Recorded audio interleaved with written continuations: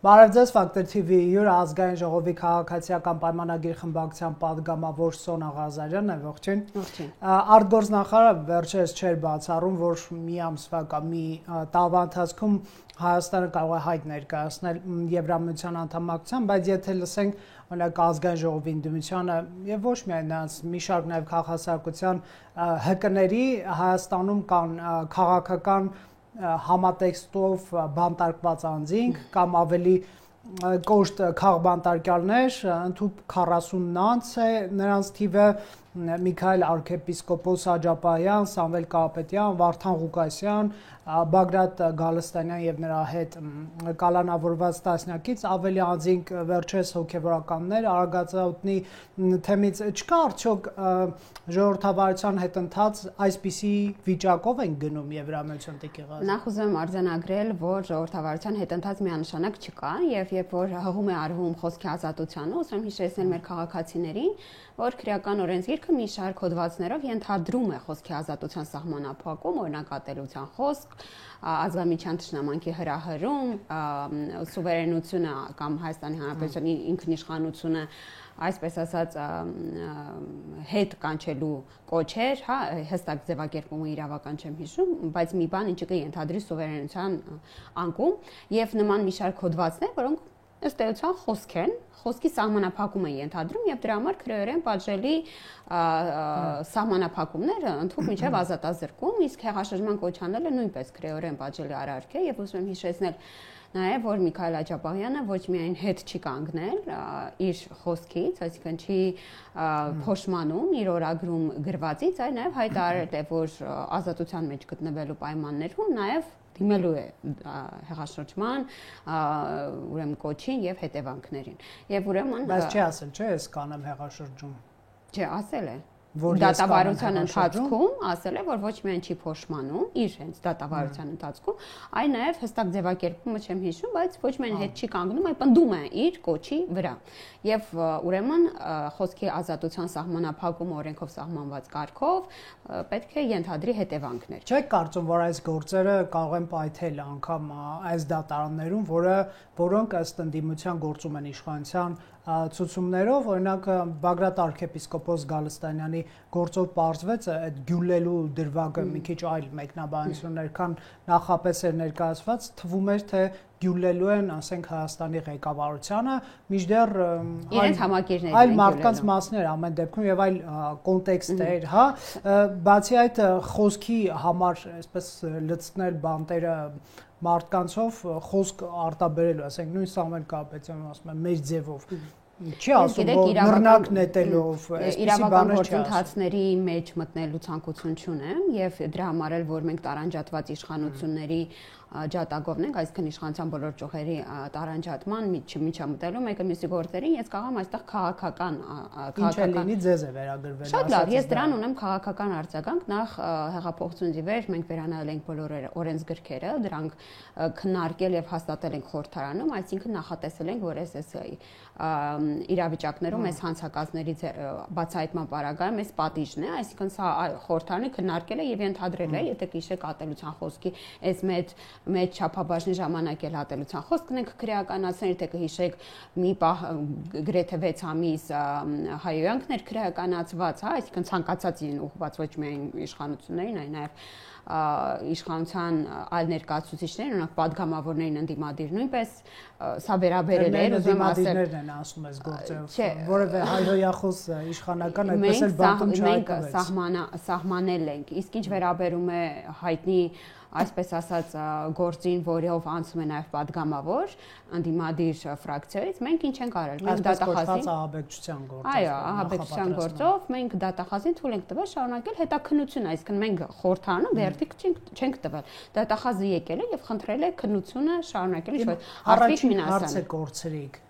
Եմեն այսպիսի Հայաստանին ընդունելու է շարքերը։ Մենք Եվրոմիության մեր գործընկերների հետ աշխատում ենք, մեր Եվրոմիության գործընկերները կարող են դիտել բոլոր ուրեմն տեսանյութերը, որոնց հիմքով քրեական գործեր են իրավապահ համակարգ քրեական գործեր են նախաձեռնել դրանց առիթով եւ կարող է գնահատական տալ։ Ես ընդհանրապես կարծում եմ, որ մեր իշխանության մեծագույն ձեռքբերումը հենց դա է նաեւ, որ դատարանները գործում են ազատ եւ անկախ եւ եթե որևէ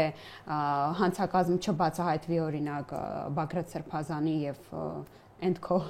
անցնող անձանց գործերում, ապա նրանք կարդարացվեն։ Եվ Արման Եղոյանը հարց կտա, հարգելի դատավոր, եթե ձեզ սպանելու կոչ անեն, նա ազատ կարձակեք, այո։ Պարոն Եղոյանը քաղաքական գործիչ է եւ ազատ է իր ցանկալի հարցադրումներն անել, բացարձակ ճնշում չէ եւ ուզում եմ հիշեցնել նաեւ, որ ձեր հարցը նաեւ առաջին մասը արտգործնախարարի խոսքին էի կողմանում, պարոն Միրզոյանը խոսել է հնարավորության մասին, այո, հենց վաղն կարող ենք հայտ դնել, բայց այստեղ կարեւոր է նկատել, որ մեր քաղաքական ամբիցիաների եւ տնտեսական հզորությունների եւ ունակությունների միջև չպետքա մեծ ճեղքված լինի եւ այժմ երբ որ հետևեք բյուջեի քննարկմանը մենք ամեն ինչ անում ենք որպեսզի այս քաղաքական ցանկությունների եւ տնտեսական հնարավորությունների միջև ճեղքվածքը նվազեցնենք։ Տիկին Ղազյան, տեսեք, քանի այս ներքին դաշտում ենք ժողովրդավարության, ես ամենևին չեմ հերքում, որ Ռուսաստանը կարող է այսպես պրոքսիներ ունենալ ներքին տարբեր ուժերի ֆինանսավորել, ներքին գործերին խառնվել Հայաստանը միութենական պետություն մղելու նպատակով Բելարուսացնելու ինքնիշխանությունից զրկելու։ Սա իմ հարցը այն մասին չի, որ այդպիսի սցենարը բացառված է, բայց մյուս կողմից էլ արդյոք իշխանությունը այսպես փափուկ բարձ չի դնում եվրոպացիների գլխի տակ, որ ինչ անում ենք, այդ Ռուսաստանի բարքերի դեմ ենք պայքարում, դուք ընկալունակ եղեք եւ այսպես 14-ը խառնվի իրար։ Բայց գնանք էլի որտեղ եք դուք այս քրեական գործերում նկատում նման բան։ Միութենական պետության մեջ մտնելու դա Վարդան Ղուկասյանի հայտող անձ է։ Մասով դա միայն փաստաբանի մեկնաբանություն է, ես դեռ ծանոթ չեմ նման հոդված Վարդան Ղուկասյանի կոռուպցիայի գործին ավելացել է թե չէ, մի կողմ դնենք, մի կա այդպիսի գործ կա։ Շատ լավ, սա վերաբերել է ցանկացած պետության կազմում մեր սուվերենության զիջմանը, այսինքն պետք չէ այստեղ մի անգամից Ռուսաստան փնտրել, չնայած որ Վարդան Ղուկասյանը շատ հստակ ասել, բայց սա, այո, սա վերաբերում է, հոդվածը վերաբերում է ցանկացած միության մեջ մեր սուվերենության զիջմանը, բայց Միքայել Հաչապահյանը ես կարծում եմ շատ հստակ գործ է, Սամվել ինչպես է ասում, Կարապետյանը շատ ավելի հստակ գործ է, այսինքն Սամվել Կարապետյան գործին ավի հավելում, եթե չեմ սխալվում, արդեն տնտեսական փողերի լվացման հոդված էլ է ավելացել, ամեն դեպքում նման մեկնաբանություն կարդացի, բայց ես սովորություն չունեմ այդ գնալ եւ այսպես ուսումնասիրել ես փափուկ բարձի տրամաբանություն, բայց կներեք, այսինքն ստացվում է, որ ինչ որ հստակ գործ կա, հստակ կոչ կա, փողերի լվացման հստակ դեպք կա, կաշառքի հստակ դեպք կա եւ չգնալ այդ գործերի հետեւից ես մեր իրավապահ համակարգին կոչ եմ անում առհասարակ անկախ որևէ քաղաքական գործի արևմտյան կամ հյուսիսային նախապատվության գնալ եւ որտեղ որ հանցակազմ են տեսնում գնալ դրանց հետևից։ Իսկ ո՞նց է ստացվում, որ ԵՄ գնալը չի քրեականացվում, այլ օրենք է ընդունվում, իսկ միութենական պետություն մտնելու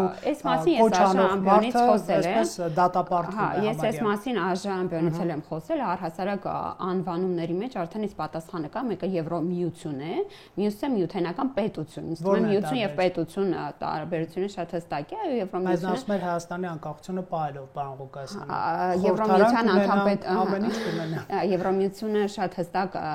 արձանագրում է, այո, որ սուվերենությունների անկում տնտեսական որոշումների վերաբերյալ կհիշեք, որ հենց Եվրոպայի սրտում գտնվող որոշ պետությունները առհասարակ այս սուվերենության անկման բերումով հրաժարվել են անդամակցել Եվրոմիությանը, բայց Եվրոմիությունը ժողովրդավար պետությունների մի այնպիսի համայնք է, որտեղ հիմնական ժողովրդավարություն ապահովող ինստիտուտների անկախությունը ոչ մեկ չի չեղարկել ինստիտուտը։ Միութենական պետությունում էլ միգուցե Հայաստանի ինքնիշխանությունը հարգել։ Այլ պետությունների ներքաղաքական օրակարգերը մեկնաբանելու մեծ սիրահար չեմ, բայց ինձ թվում է մեր քաղաքացին համար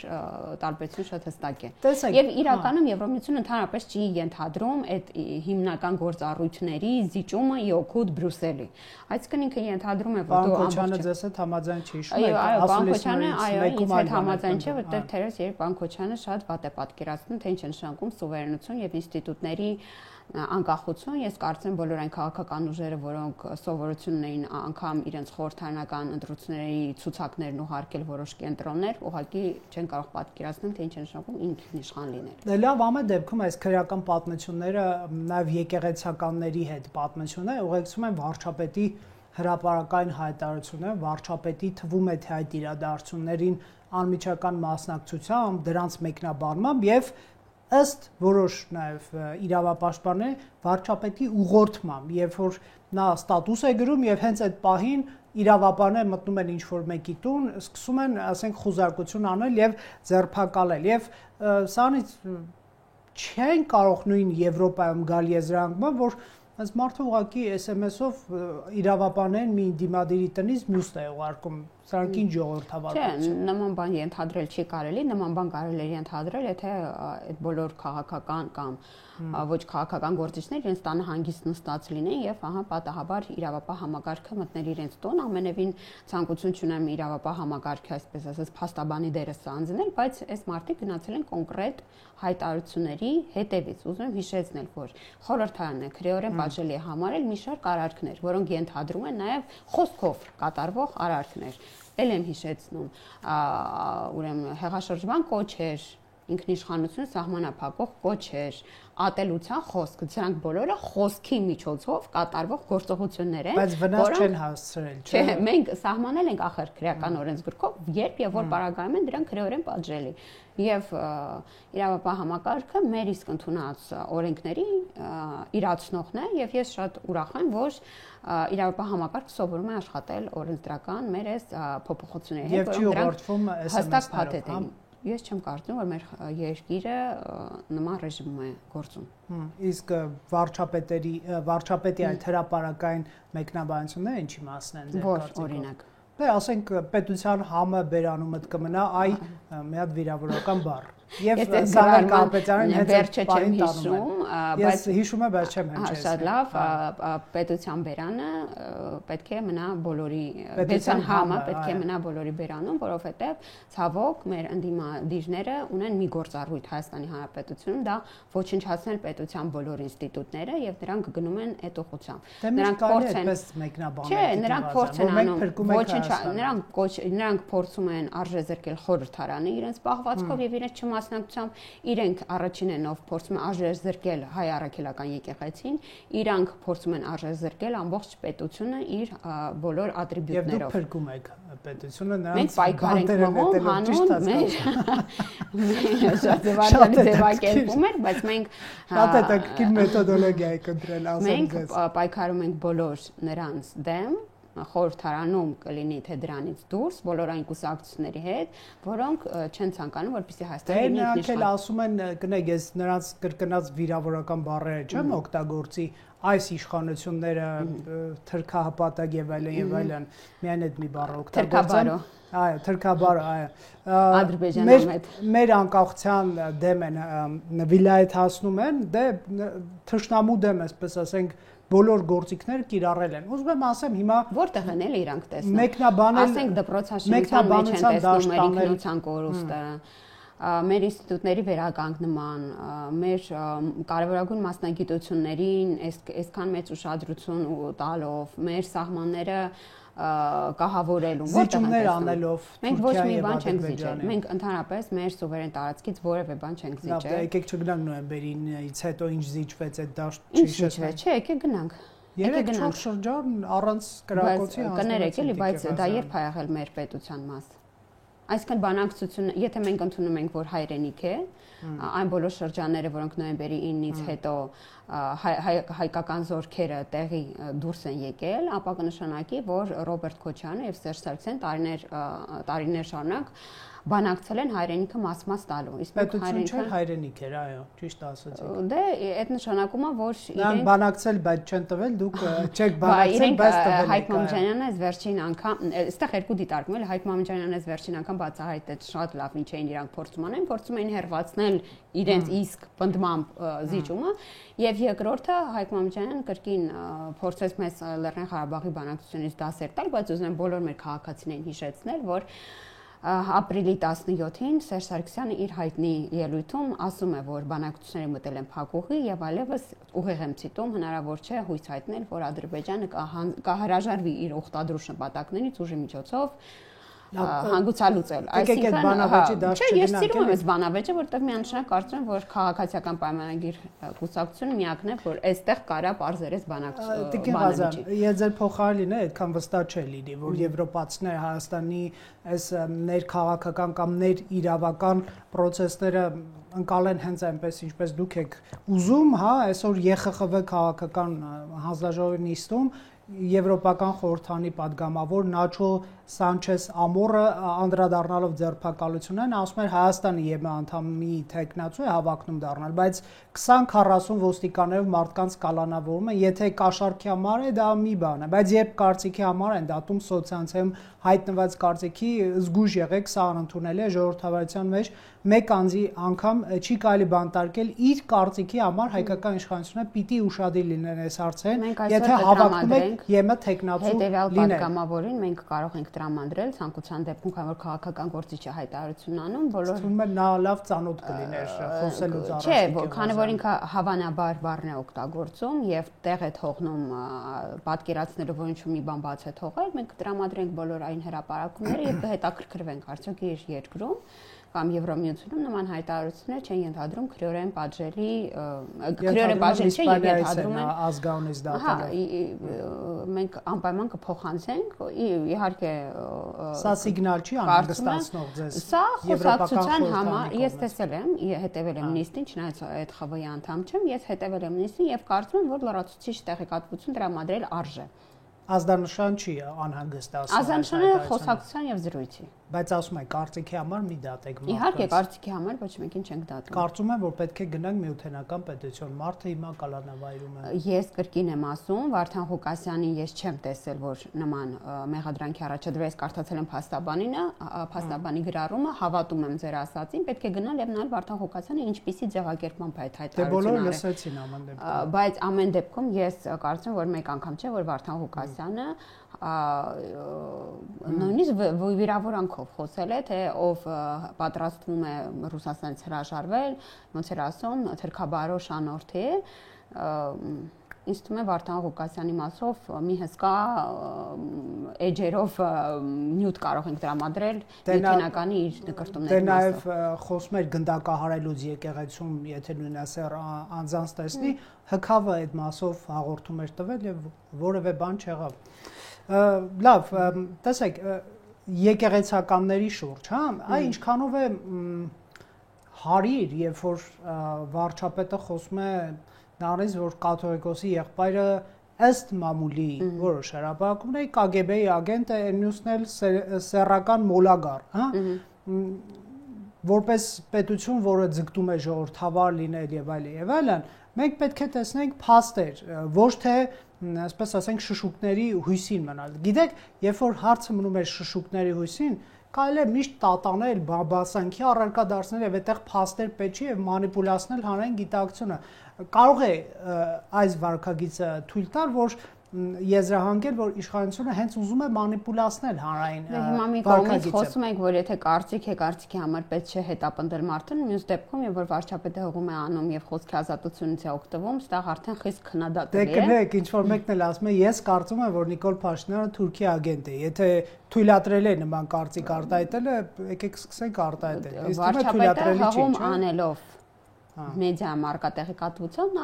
զարմանում է եւ դա նորմալ է ռեակցիայի վրա ես կարծում եմ որ որևէ մեկի խոսքի ազատությունը սահմանափակել պետք չէ այդ թվում ընդդիմադիրներ է այսինքն բայց կնայեք էլի դուք ինչ-որ մեկին գիտեք որ ասել է ես կարծում եմ Նիկոլ Փաշինյանը Թուրքիա ագենտ է ու իրեն դրա համար ձերբակալել չէ ուրիշ բանի համար են ձերբակալել հաստատ քրորեն պատժելի ինչ-որ մի բան ասել է խնձոր շպրտելու համար պապիկի այսպես ասենք թե չալիկ շպրտելու համար բանտարկեցին բայց սրանք լրիվ տարբեր ցավակցությունից գիտեմ որ մահացավ բայց սրանք շատ տարբեր բաներ են էլի այսինքն վարչապետի վրա հարձակումը ֆիզիկական եւ Թուրքիա ագենտ ես առաջին վստահ եմ որ Հայաստանի Հանրապետություն ոչ մենք հակառակ դեպքում մի 10-20 հոգի արդեն ձերբակալված կլիներ։ Ռուբեն Հակոբյանը ինչի համար է նստել։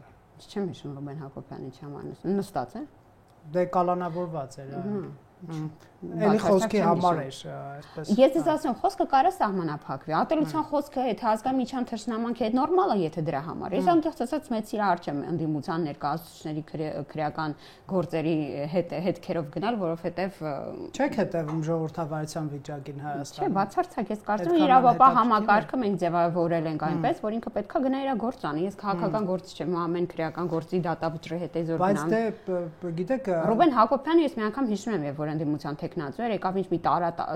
տարափեր սեքսիզմի, էյջիզմի խորհրդարանում իր ելույթի ժամանակ, ես Իրանով բացարձակ։ Բայց մարդուն կոնկրետ KGB-ի ագենտ լինելու մեջ է մեղադրում Տիկի Ղազարյան։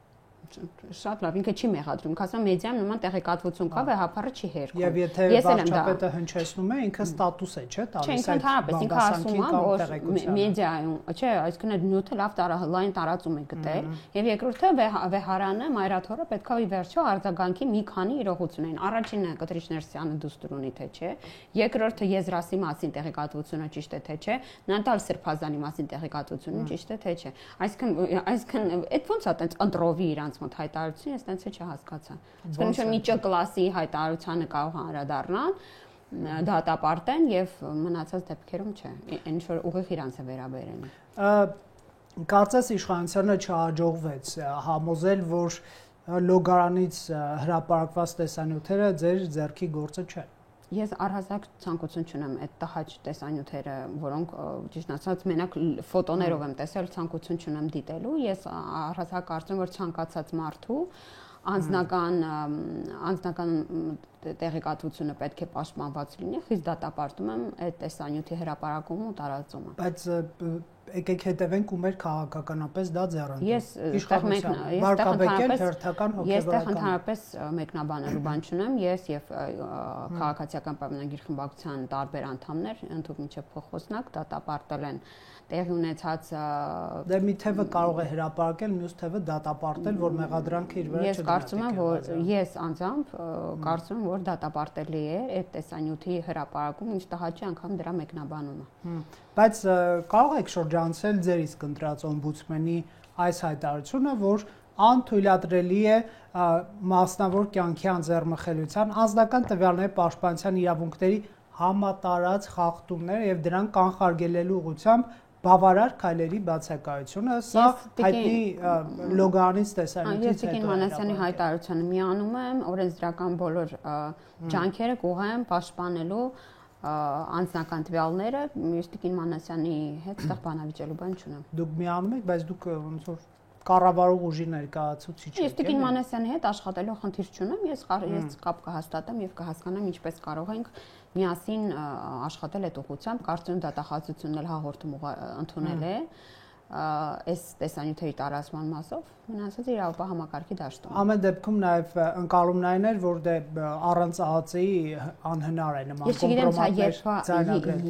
Ես լուսանկարից տոնածառ եմ տեսել եւ վստահ չեմ, որ սա այս տարվա նյութ է։ Կարող է տարիներ առաջ նկարահանվածությունները, դրա համար կարծում դատախազությունը այստեղ անելիք ունի։ Իսկ կրոնական ազատությունների տարբեր զեկույցներ Հայաստան բացասական քողի ներքո չի գրվի օրինակ պետքարտուղարության կլինի կքննարկենք։ Վստահ եք, որ չի լինի։ Կլինի կքննարկենք, ես հիմա ոնց կարամ ենթադրյալ տեքստ քննարկեմ։ Չգիտեմ։ Ես Հայ Առաքելական եկեղեցու հետևորդ եմ,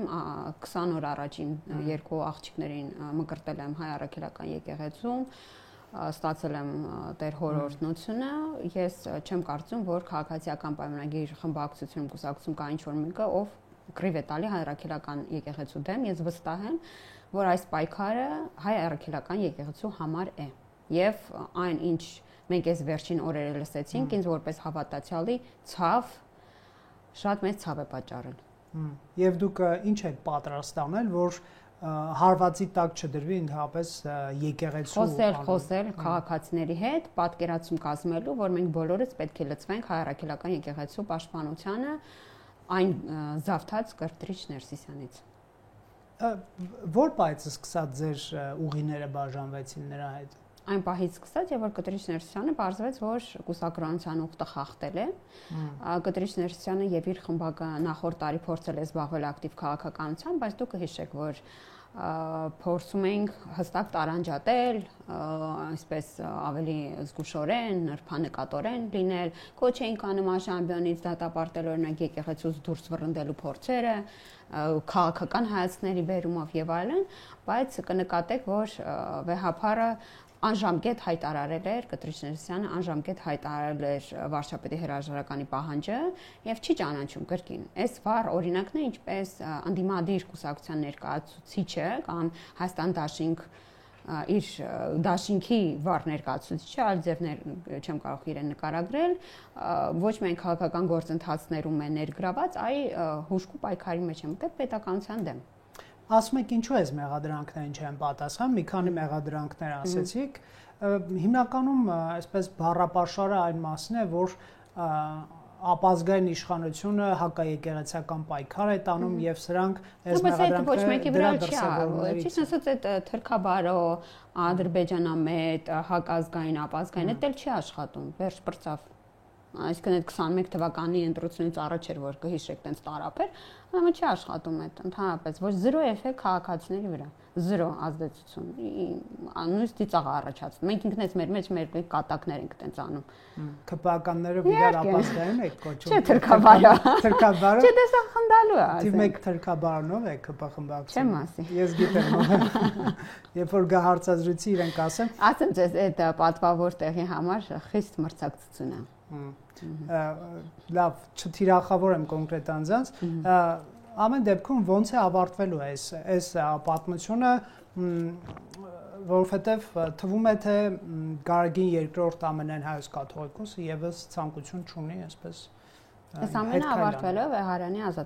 ազատագրմամբ ոնց է դա տեղի ունենալու բնության մեջ տեղի կունենա ժողովրդավար ոչ բռնի թավշյա մեթոդներով Իսկ 26-ի ընտրությունում դուք մտահոգություն չունեք, որ այս իրողությունները